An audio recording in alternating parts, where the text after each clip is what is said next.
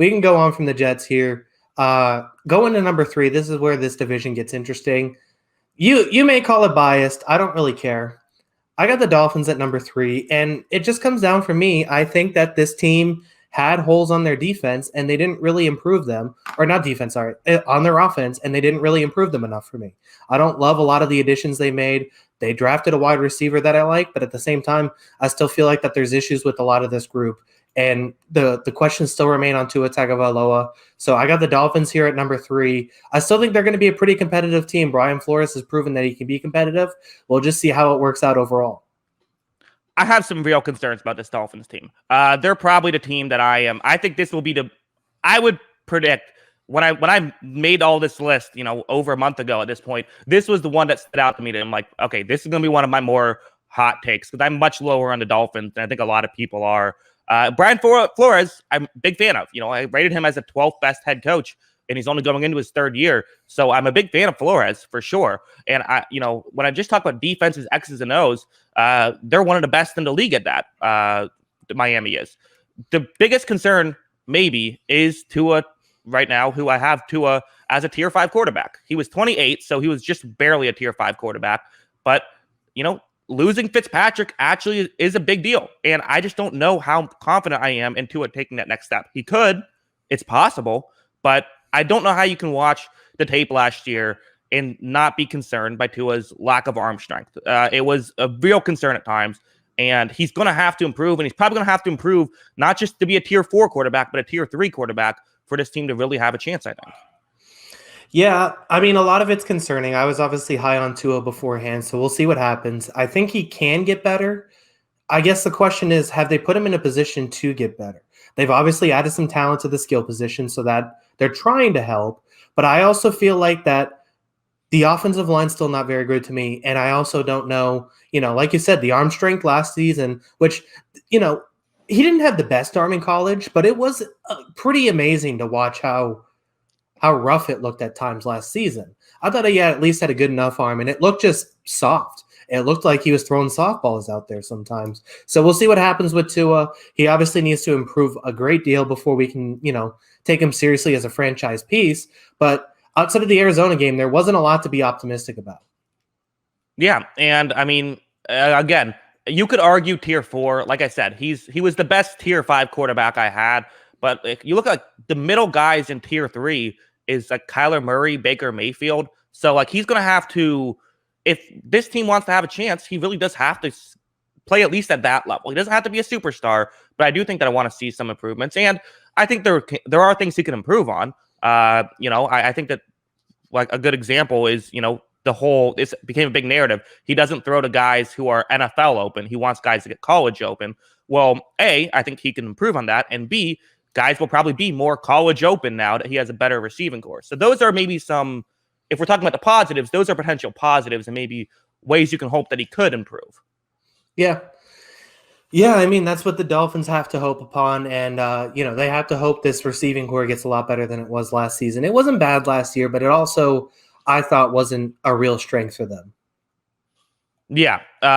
Speaking of weaknesses, we'll go to the halfback room. We don't have to spend too long on this to have, Myles Gaskin, who's solid, and he's not like a horrible back or anything. And to have Malcolm Brown, it's not the worst. They're not like two horrible backs by any means, but they don't have guys who I feel good about being a starting halfback. So this is it's a tier 5 running back room. Yeah.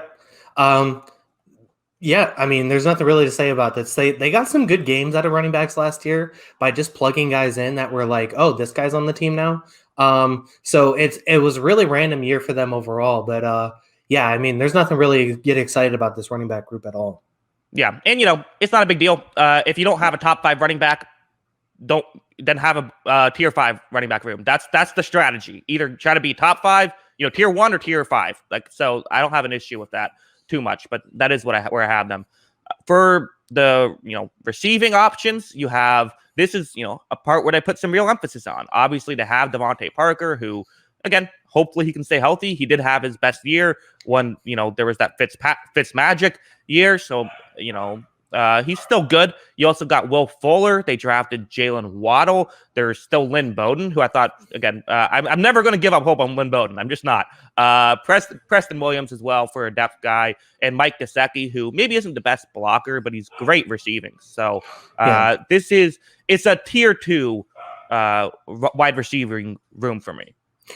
I think the biggest thing is that they added more speed at this group, I think, overall. They added, obviously, Will Fuller and Jalen Waddle. We'll see how it works out for them. But, I mean, I think Will Fuller's out the first game. And, Preston Williams is still solid, too. And like you said, Gesicki is awesome. I just think that, the tough thing when you have Gesicki and Parker as your top 2 options, that was last season, there just wasn't enough speed for me on the field. Now they've added that. We'll see how this group develops overall. But it goes back to Tua, too, It's nice to have speed on the field, but you have to make sure you're getting them the ball. And we'll see if Tua is able to do that this next season. He obviously has a little bit of a rapport with Waddle, which obviously helps, but we'll see how it works at the NFL level. Yeah. And to round out the offense, again, another rough spot right here with the offensive line. I have the running back room and their offensive line as the worst in football going into 2021.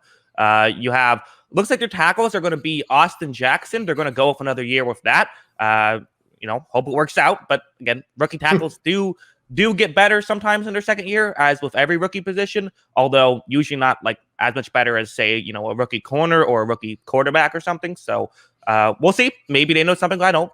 It looks like Liam Eichenberg will probably be the tackle. They've talked about him maybe being a guard. I don't know why they would really do that, because I don't know who else they have to play tackle if it's not him.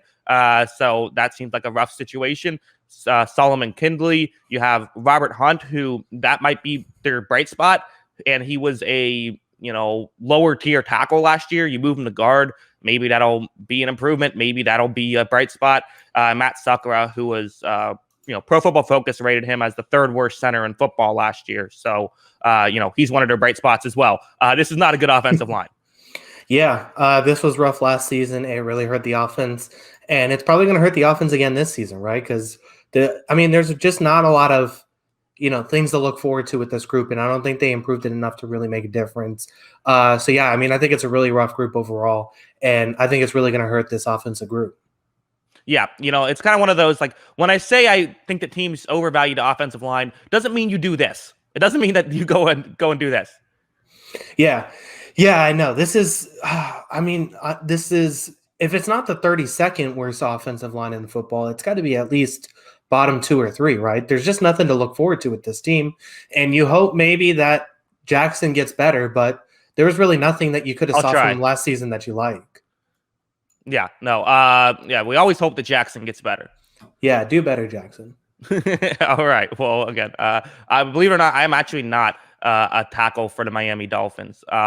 Yes. So 29th offense in football. So that's the concern. Defense, using my whole system, which is, I take it seriously, but it's not an exact science. We'll move on to the defense here. The bright spot of this team is their secondary. Their coverage unit is where things are incredible. You got Xavier Howard and even Byron Jones, who people are saying didn't have a great season. I thought it was fine last year. I don't know what. That's just my opinion.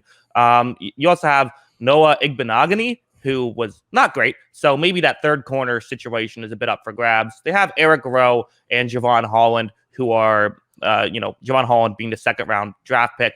Those are guys who, again, safety's maybe not the most important position given their scheme. They really value the corners, and when you have Howard and Jones, that's going to make things a lot better. And again, for linebackers, Jerome Baker, Benderick McKinney, both guys who can play coverage solid. So it's a tier 1 coverage unit for me, really on the strength of Howard and Jones. Yeah, I guess the one thing is that fifth guy is going to be the biggest question if they have to go into some nickel situations. I know you said that Noah, I can't pronounce his last name very well.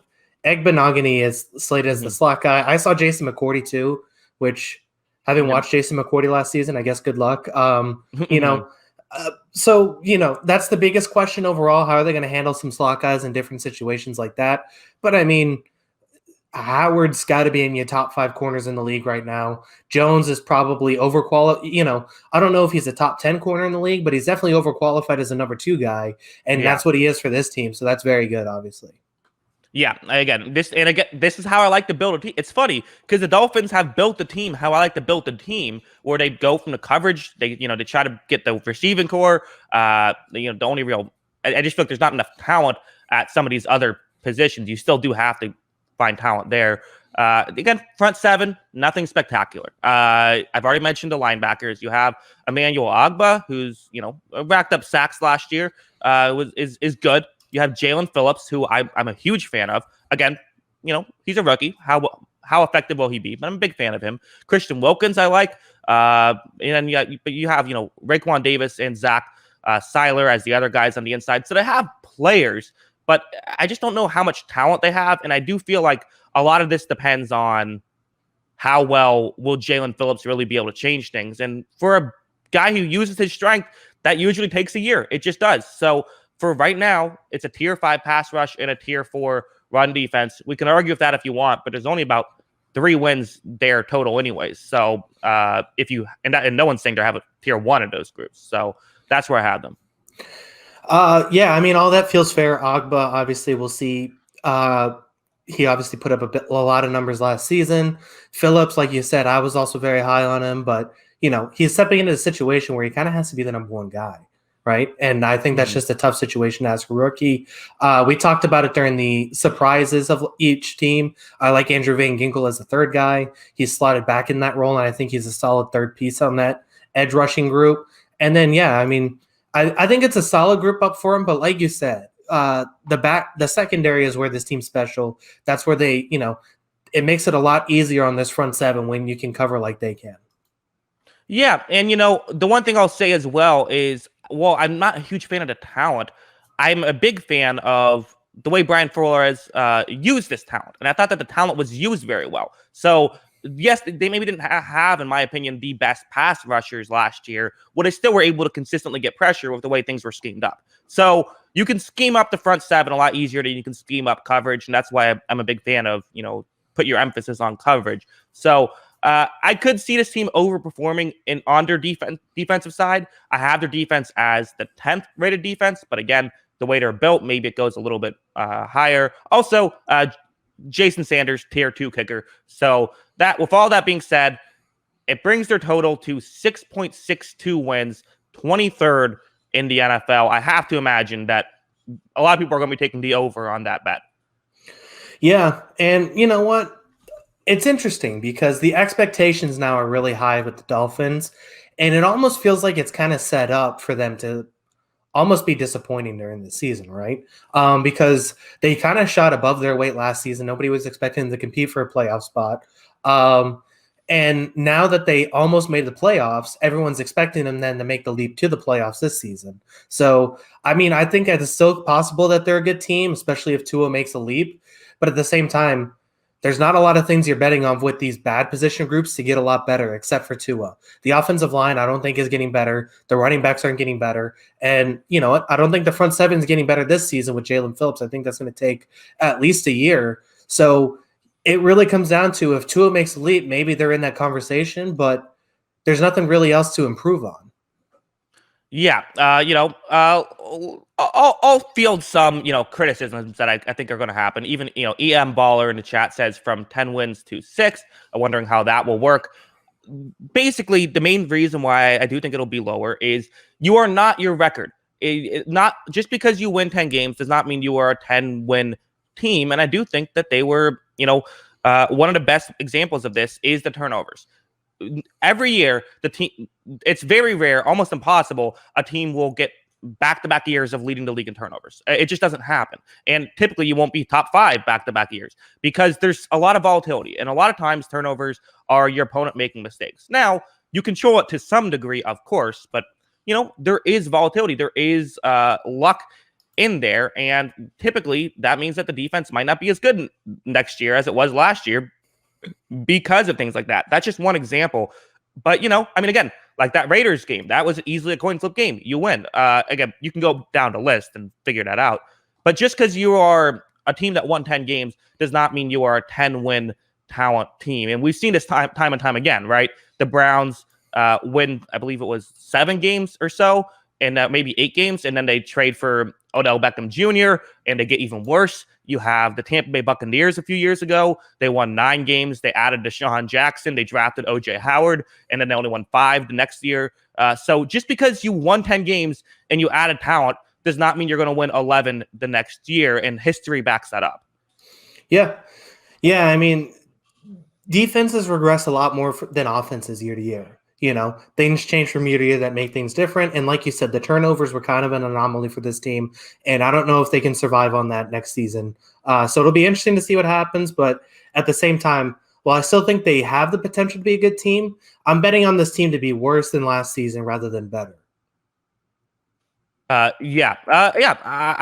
think that's also something that I think is fair and is what I would say. So again, I knew this was going to be a controversial take, and I think let's talk about, I guess, for a second, how could we be wrong about this? To me, the easiest way is if Tua can, become that tier 3 quarterback at least, then that's a big difference. Like that immediately, you jump up a spot. Yeah. Yeah, I mean, that's the big thing. I mean, quarterback, I think you've said it in your algorithm too. Quarterback adds the most wins of any position, right? As they move up the tiers, they add the most position. And that's not just your thing too. It's conventional wisdom that quarterback is the most important position in the sport. And so you can't have bad quarterback play and expect to get better. And the Dolphins were really good when Ryan Fitzpatrick was playing really well. They weren't very good when Tua Tagovailoa came in because he wasn't as good as what Fitzpatrick was for this team. So they could have an awesome defense next year, but if they're struggling on the offensive side of the ball with a bad running game and a bad offensive line, which, you know what, if you don't have a good running back, I know it doesn't add as much wins. If you don't have a good quarterback, though, having a running game and an offensive line helps make that quarterback look a little bit better, and they don't have good players at those positions, so that affects it. Yep, I completely agree. And again, I could see them adding a win with their defense with how I've given them sort of a lower front 7. So again, that maybe now you're at like 7.5, and then if Tua can get another couple of wins, that's 9.5. That's a playoff team.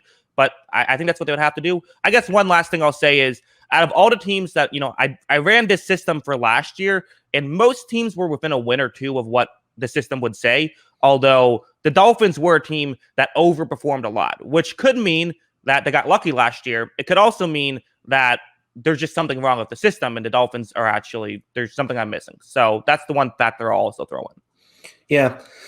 So, this is a confusing team. I think it is this is probably, along with what we had the Steelers last season, or for the earlier show, the most controversial of the AFC. We'll see what happens. I still think that they have a chance at making the playoffs, but as far as those wildcard teams are, I wouldn't be surprised if they fall off.